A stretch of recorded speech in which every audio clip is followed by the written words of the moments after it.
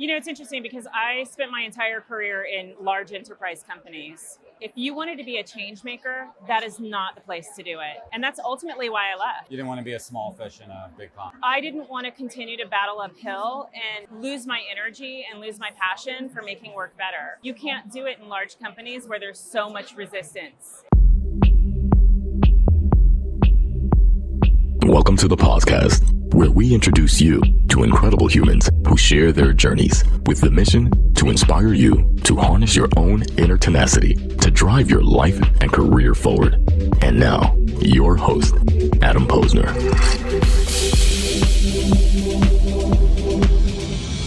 Hey everybody, welcome to SHRM National 2024. We're kicking it off live here with our good friends over at Fountain. I am Adam Posner from the podcast. I guess when I have a mic here, if I'm doing that, we're gonna get a little heartbeat, but I'll learn that one in a little bit. I'm thrilled to welcome our first guest of the day, Debra Squyres. She is the Chief Customer Officer at a company called Bonusly. Debra, welcome to the podcast at Fountain. Thanks for having me. So excited to get to chat with you today. Well, before we got on camera here, we were talking about our fun little dinner last night. We were at Tre Dita in the St. Regis Hotel, and Debra and I have a very shared, and a lot of people too, passion for Cacio de Pepe. Mm-hmm. And the way she framed it up to me, I thought she was going to talk to me smack about the dish, but she was blown up. What was it specifically about that Cacio de Pepe that got you? Oh my gosh. Well, it was perfectly peppered, right? But these little soft rigatoni bites were perfectly bathed in buttery goodness. So there was equal distribution of the sauce across the rigatoni. Yes. Right. Yes.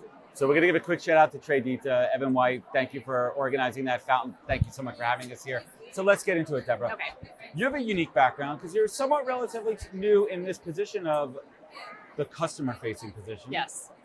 Well, you're 25 years in HR, and I love to ask this question. How does one get into the path of HR in their career? It's interesting. I started in HR in 1992, so very early on, right? Do you have a 90s background music? Yeah, please. I'm a child of the 80s and 90s. But what music do we want for the background here before we get into it? Do we want like a 90s hip hop? Do we want more of like a? I would say let's go 80s hair bands. Oh, what's your hair band of choice? Bon Jovi. First New concert Jersey's ever. finest. Yes. So let's get to it, Debra Squyres. It's your life. And it's now or never. So tell us about how you like that, right? Tell us how you got into HR. Yeah, I didn't have bingo Bon Jovi on my bingo card today, but we'll see how it goes. Here to help out. So interestingly, I didn't choose to get into HR. HR chose you. HR chose me. Yes, absolutely. I come from humble beginnings. I was working my way through undergrad and I needed a full-time position, and I accidentally ended up being hired into a large financial services company in the employee relations department.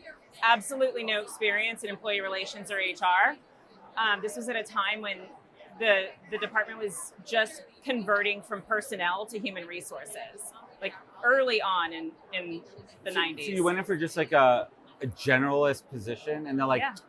You'd be good for HR. Yeah. Looking back on it now, like that's not the way it works. Yeah. But here's what's crazy about that thought for a second. Everyone's throwing around this thing of like hire for character, train for skill. And that's, I don't fully agree with that, but I think it's a big caveat on that. Yeah. But back then, that's what they did. And they hired you for your is. character, and then they trained you on a skill. Absolutely. Absolutely. And they invested in me. I finished my undergrad in marketing. I was hoping to get into crisis PR. Actually, that works really well when you work in employee relations, by the way. Lots of crisis du jours. And then they paid for my MBA. And that's where I studied human resources. And the rest is just history. Do you think you would have gotten into human resources if they didn't take a chance on you and pushed you into that position? No. Honestly, at that point in my life, I was 21, 22. I didn't even know what HR was. Her? Are they missing a letter here? Right? Is that a salutation? Yeah. And it's interesting too how much it's changed. Let's talk a little bit about how the workplace has changed since the early mid 90s. I mean, we're talking 25, 30 years at this point. Like, I'm being generous on that. What do you see has been the biggest change in the discipline of human resources? Yeah. Well, to give you a sense of what it was like in the early 90s in HR, I started before FMLA was passed and before the ADA had gone into effect. And in the personnel manual, women were not allowed to wear pants. They had to wear hosiery with their skirts. Like that's how backwards it was. It was very much the rules Texas? department. You're Yes, working in Texas. Texas. Do you think that was unique to this particular state, or just at the time most companies were like that from a professional resource perspective? Yeah, absolutely. Definitely financial services companies.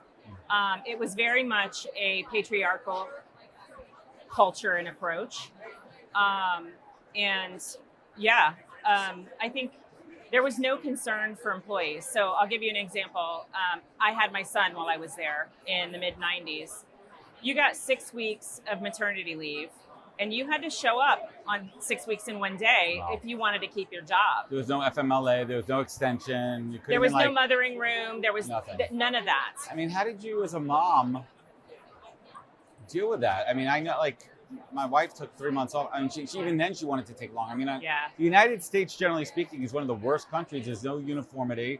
There's no general laws. Yeah. But 6 weeks. Yeah, 6 weeks. Yeah, you're not recovered at that point. You know, you're physically, your body's not recovering. Yeah, absolutely. And if you're a woman who's breastfeeding, how do you, pumping technologies, not, I mean, the whole thing. I mean, we're not going to go totally down that road, but no, you didn't have it. Like, you did not have, you could not show up as a full human in those days. There was no appreciation for that. The only way I got through it is through my family. I have an amazing husband, and he was there, and he shared more than 50% of the burden a lot of times. Wow. I had a mom and a mother-in-law who were actively involved. They say it takes a village, and it absolutely does. But not everybody has a village. Yeah. So if you think about that time back then, and so many, I mean, but you know what? They got through it. They did. They did get through it. Yeah, the hard way. The hard way. And it didn't have to be the hard way. No. And I think that's really what opened up opportunities for change and innovation in the space. So as you worked your way through HR leadership, do you remember, Debra, like that first policy or practice where you said, you know what, I'm going to change the way we're doing something. And you're going to come up against resistance, you're going to come up against a battle, you're going to fight it. Let's talk about that for a moment. Yeah. You know, it's interesting because I spent my entire career in large enterprise companies. If you wanted to be a change maker, that is not the place to do it. And that's ultimately why I left. You didn't want to be a small fish in a big pond. I didn't want to continue to battle uphill and lose my energy and lose my passion for making work better. You can't do it in large companies where there's so much resistance. You said something interesting there, and I'm going to rewind for a second. Your passion to make work a better place. Was there a point early on in your career working in HR where it really clicked for you? Where you said, I mean, listen, you went to school for it. Yeah. So you kind of were like, oh, I'm going to go all in on this, but I feel it in my heart. This is what I love to do. I'm seeing a difference there. Was that moment? Was that job early on where it really clicked? You know, I think I came from a family of public servants. My husband was also a public servant. My dad was a firefighter, husband a firefighter. My mom was involved in PTA and in the schools as a stay-at-home mom, but like actively involved. I have always considered it my responsibility to make the world a better place. I chose to do it in the workplace. I wouldn't say it was a particular policy or moment.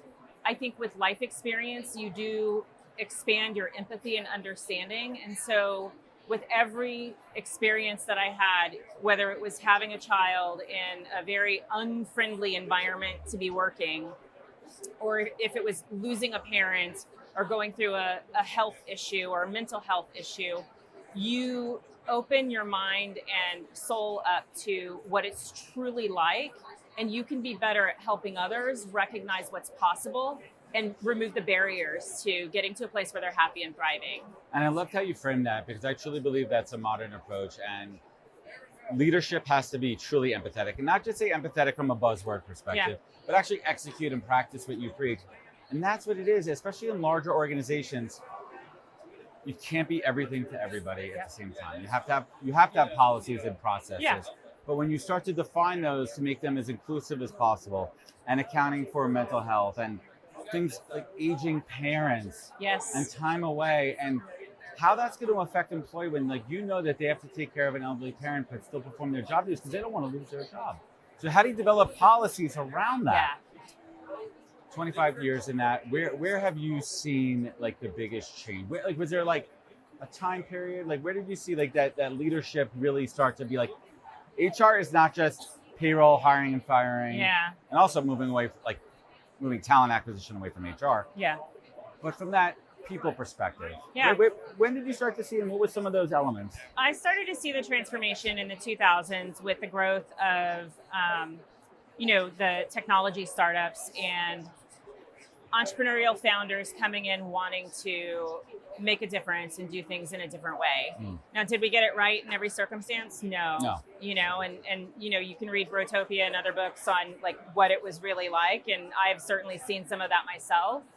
But it was enough of a momentum built toward ripping out the status quo and saying we may not have all the right answers, but damn it, we're not going to do it the way our predecessors did it, and we're willing to fail in the process in order to get to the right place. And then I think, candidly, the pandemic and lockdown escalated the world, like the changes in the world of work that we knew were coming with baby boomers retiring, the world going global. We were forced into that much faster. And I think part of that definitely accelerated. Yeah, absolutely. But it also made the HR practitioner's job much harder because you're not only shifting from in-office to remote and like having all of those conversations, but you then become much more in tune with not just the workforce and the workplace, but like the total impact of what's going on in the world on the humanness of your team members. And there's so much more exposure to the need for balancing mental health and not always having a policy that can tell you what to do, like how to do the right thing. And so, yes, you do have to have policy and structure, but you also have to have very human people leading the company. There's going to be exceptions to the rules. Absolutely. And it's not HR's job to always navigate that. That's a leadership responsibility. Right? Like, let's stop saying HR police, right? Like, it's an old misnomer. HR are not the narcs, right? No. They're not and they're not always conflict resolution. I mean, to an extent, right? But how do you empower hiring managers to take on a lot of these skills that are traditionally HR? Conflict resolution. Yep. Right? How do you work with them from a benefits and comp perspective as well there too? But I want to double back and talk about the pandemic. At that point, were you still in an HR capacity? No, I had already come to the provider side. So I was working for a global company as the head of customer success. So let's talk about your pivot for a little bit there. Was it a natural, organic pivot, or let's unpack that story for me, Debra. Yeah. So I spent the first decade of my career in enterprise HR departments, really large companies. I realized that I was going to lose my passion for making work better if I was consistently pushing a boulder up a hill in an environment that didn't want it, right? And so I pivoted to consulting because then I had the freedom of providing that guidance and support on, people strategy and culture and performance enablement. But I was being leveraged by companies that actually wanted that intervention and that strategy and were trying to make the best of it. And that led me to an HR services company, TriNet, where I was I was there for almost 8 years at a time that we were rapidly growing. So I quickly moved from HR consultant practitioner to people leader, leading a team of HR consultants, managing books of business, articulating and supporting people strategy in SMB and mid-market companies. It sounds somewhat organic. It was organic. Like it's a pivot, but I think it's an organic pivot in the right direction. Let me go back to that. When you went on your own, after working so many years at corporate America, was it hard for you to be a consultant on your own and manage delivery and business development at the same time? That's so hard. It is so hard. It's People think they could do it. Yeah. And you got to eat what you kill. Yes, absolutely. And then once you're eating it, you realize you have to go hunt some more. Right. So it was hard. And so the pivot to TriNet came at the perfect time. And it was a perfect opportunity to leverage what I loved, but in an environment where I could grow and flourish and help others and have more impact. And it was organic. But when you look at it from the outside, people think, oh, you made a career change, like you shifted completely. No, I carried over 80% of what I had been doing before. And that's kind of how I've navigated from HR services to HR tech. But it's always with the theme of how do we make work better? Hey, everybody. Adam here. Today's podcast is brought to you by the team at Fountain.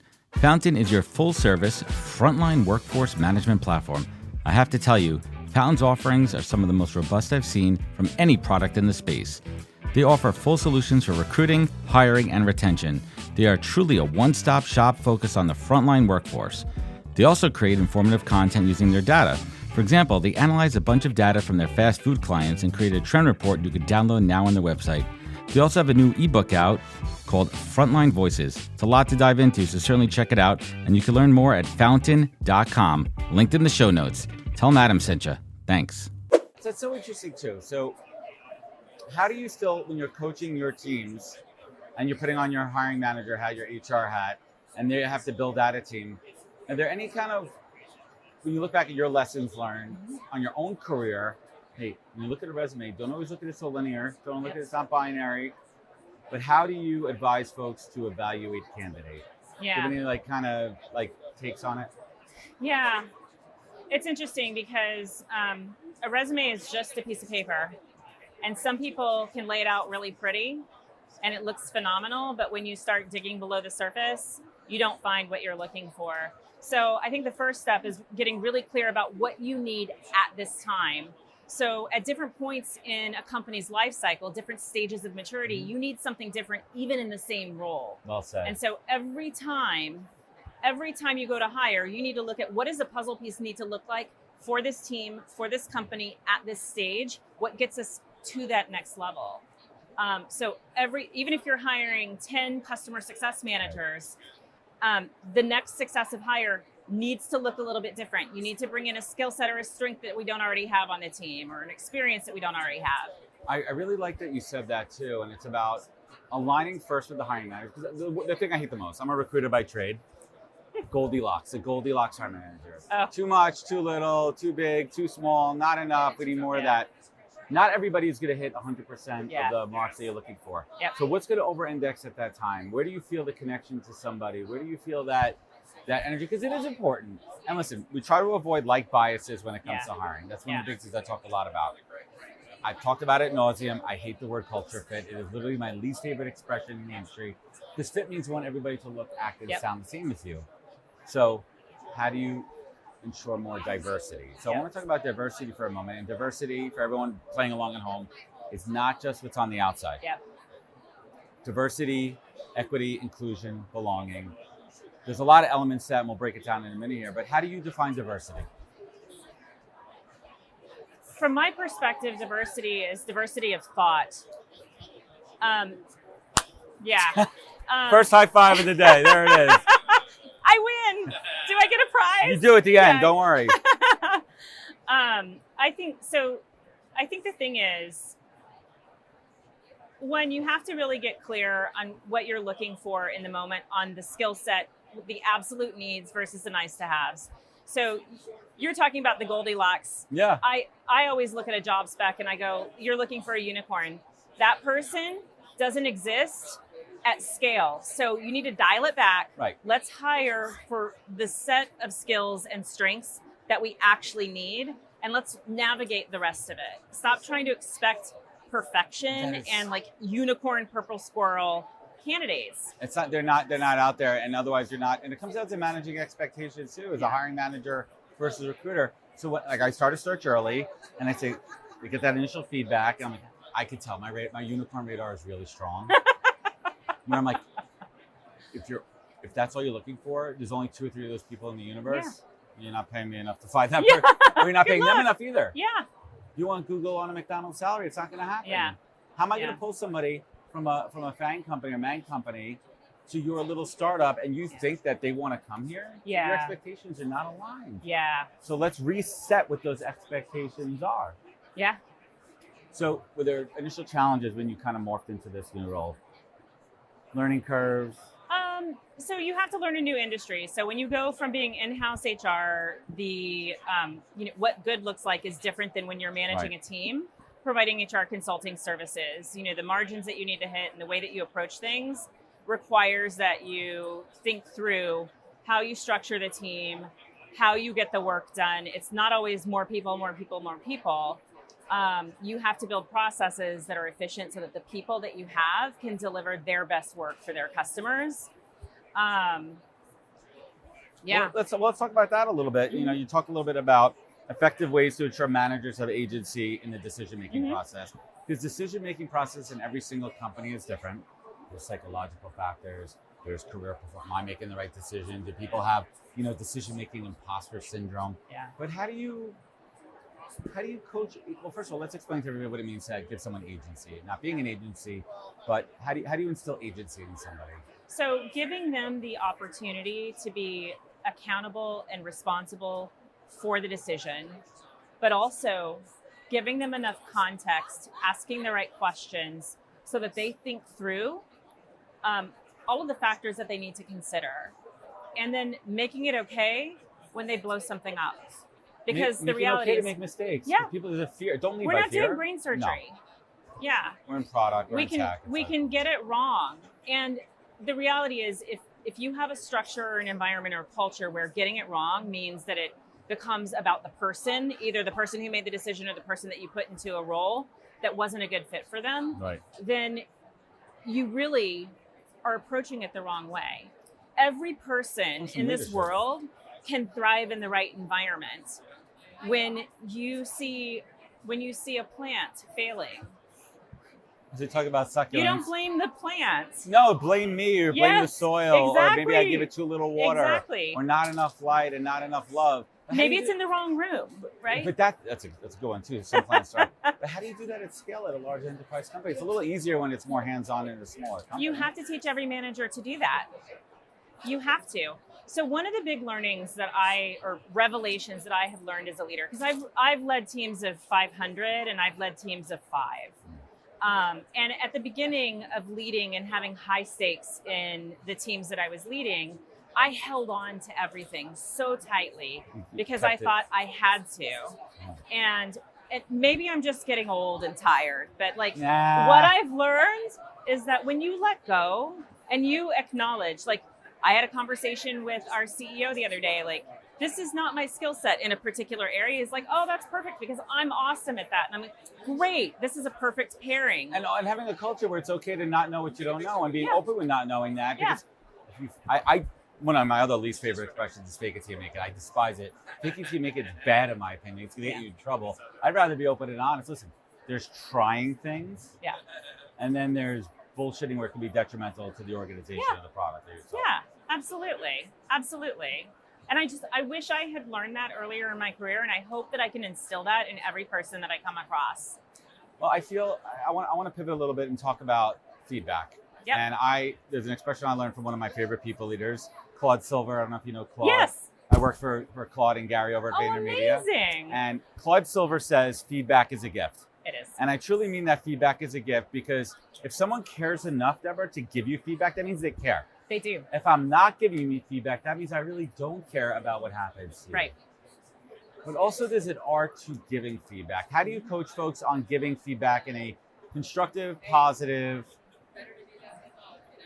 and in a way where you don't feel like you're talking down to somebody? Yeah. That's a great question because we have a heavy feedback culture at Bonusly. And I consider feedback a gift. And I guess I have a particular point of view on this because I lead the customer organization. So customer feedback is also a gift. You're receiving feedback. I am. And soliciting for feedback. Absolutely. Absolutely. And so one of the things that we've done is really ensure that people have the ability to ask for feedback in the right ways. So make it okay. But when feedback works, it's because you have a foundation of trust. And so you have to build that relationship. And the thing is, and I commented on this the other day, I think on LinkedIn, actually, a peer of mine consistently gives me feedback, not when I ask for it, but when I need it. And that's because she's invested in my success. And the greatest thing that you can do when you care about somebody succeeding is sharing what they can do better. And you can deliver it in a kind but direct way. So don't sandwich it between a bunch of fluffy pieces of bread. What do they say? Don't make it a feedback sandwich? Yes. Yeah, with the poop in the middle is what they talk about. Let me tell you something nice and tell you something crappy. Yeah, and then you're confused about the message. No. If I need to change my tone, and literally this peer of mine has told me that, your message is great, but your tone takes away from it. So how have you self-coached yourself to be mindful of your tone? I put sticky notes around my computer. I do the same. Especially if I'm in meetings that I feel like I'm going to get triggered. Like, you know some of your own triggers. But I ask people to ping me if they hear it or see it. And it's called radical candor feedback. Yes, exactly. Because if they care about you, they won't let you fall on your face. So let's bring it home here. What is a top secret Debra Squyres interview question where you could listen? By the time someone gets to you, they probably already have the skills and the experience, but now you're assessing character, values. Are they going to be a good energy for the organization? Yeah. So it's actually two questions, and it's two sides of the same coin. For me, I want to understand, are they going to thrive in our environment at our stage? And so I will be asking for them to share with me a time where they felt like they were really in the zone, where they were excelling at what they were doing, where their strengths were pulled forward, they were stretching themselves in ways that they were happy, and like that was a real highlight of their experience. You want to pull out their energy and and see what they self-praise. Yes. And then on the flip side, I want to know about a time that they felt like they were a fish out of water and what made it so. So it's not just the circumstance, but like if you were in the zone, why were you in the zone? What made it that way? And sometimes they have to stop and think, like they don't recognize what had them thrive or what had them not thriving. And I find that such a powerful discussion. I spend most of my final interview on those two questions because I really want to understand. I like those. Yeah. Here's our Dunkin' Donut delivery. Oh, yes. We're live, folks. Anything happens here, SHRM. He's walking past us. Where are you going? But those questions are important.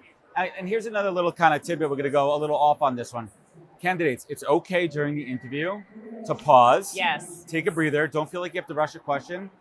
And I also coach this. It's okay to say you're interviewing me, and Debra, would you mind if I pause there for a second and I re-answer that question?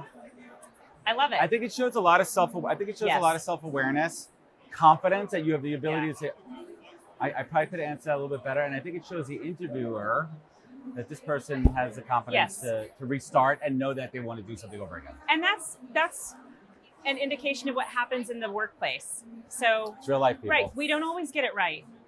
And I'm even okay if they think about it later and send me a follow-up note and basically say, I'm totally okay with that. Look, that's the kind of reflection I'm looking for in a team member. I don't expect people to get it perfect every time. Of course. Yeah. So let's bring it home here. This isn't your first rodeo, second rodeo, third rodeo. You've been to a lot of these. What's a pro tip for, this could be daunting. Yeah. 20,000 people, 2,000 booths here. How does someone come in as an attendee and digest it? Is there a game plan? What are some pro tips to navigate SHRM National? Yeah. I would say quality over quantity. So don't try to take everything in. Come in with a strategy. What are you trying to accomplish either in your career or in your workplace?